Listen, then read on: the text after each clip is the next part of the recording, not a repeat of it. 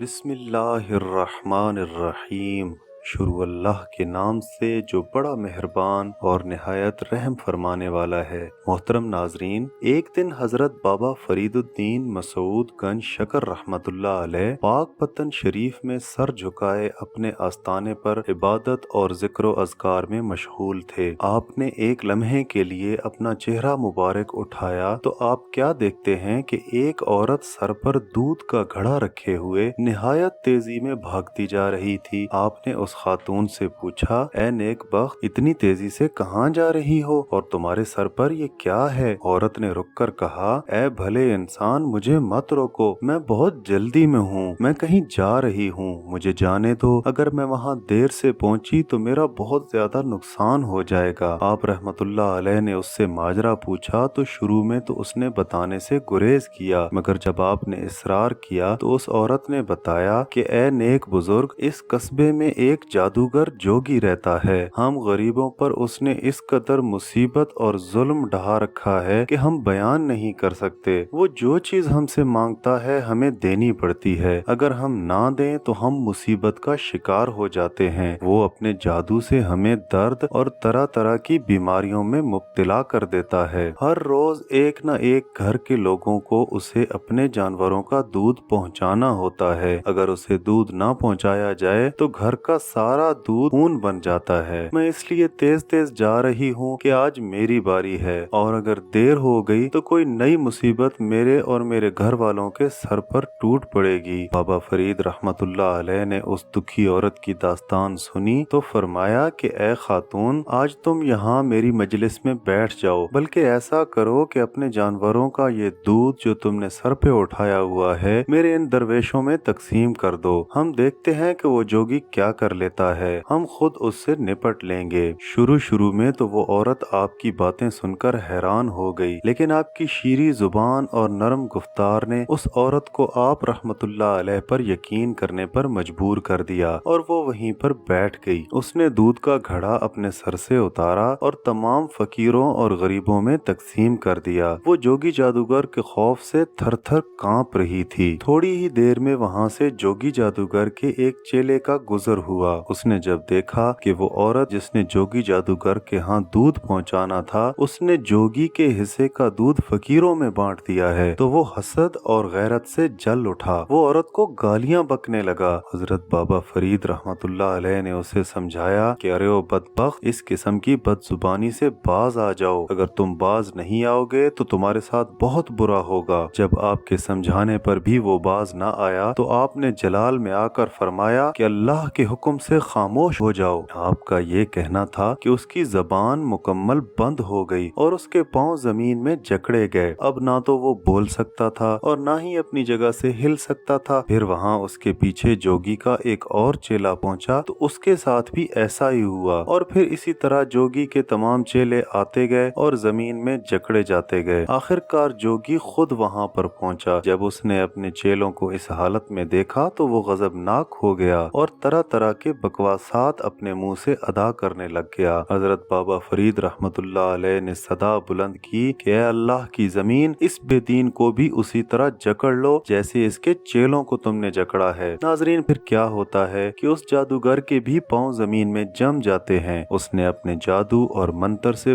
बड़ी कोशिशें की मगर उसे रिहाई हासिल ना हुई। आखिरकार उसने आहोजारी और वावेला करना शुरू कर दिया और उसने आपसे मिन्नत समाजत शुरू कर दी और रोने धोने लग गया। आप रहमतुल्लाह अलैह को उस पर तरस आ गया। आपने फरमाया, तुम्हें इस शर्त पर छोड़ा जाएगा कि अगर तुम इसी वक्त अपना बोरिया बिस्तर बांधो और यहाँ से चलते बनो और फिर कभी भी इन मजलूमों के इलाके की तरफ रुख न करना। जोगी ने ये बात मान ली और अपने चेलों के साथ पाक पत्तन शरीफ की सरजमीन को हमेशा के लिए छोड़कर दूर कहीं चला गया। सुबहान अल्लाह। मोहतरम नाजरीन, ये होती है शान औलिया अल्लाह کی کہ اگر وہ کسی مظلوم کی دستگیری کرنے پہ آئیں تو زمین اور آسمان کے کلابے ہلا کر رکھ دیں۔ کسی شاعر نے کیا خوب کہا کہ نگاہ ولی میں وہ تاثیر دیکھی، نگاہ ولی میں وہ تاثیر دیکھی، بدلتی ہزاروں کی تقدیر دیکھی۔ ناظرین، دعا ہے کہ اللہ پاک ہمیں بھی اولیاء اللہ کا فیضان نصیب فرمائے اور ہمارا بھی خاتمہ بالایمان فرمائے۔ ناظرین، آج کی ویڈیو بس یہیں تک تھی، جلد ملتے ہیں ایک نئی ویڈیو کے ساتھ، تب تک کے لیے اجازت دیجیے،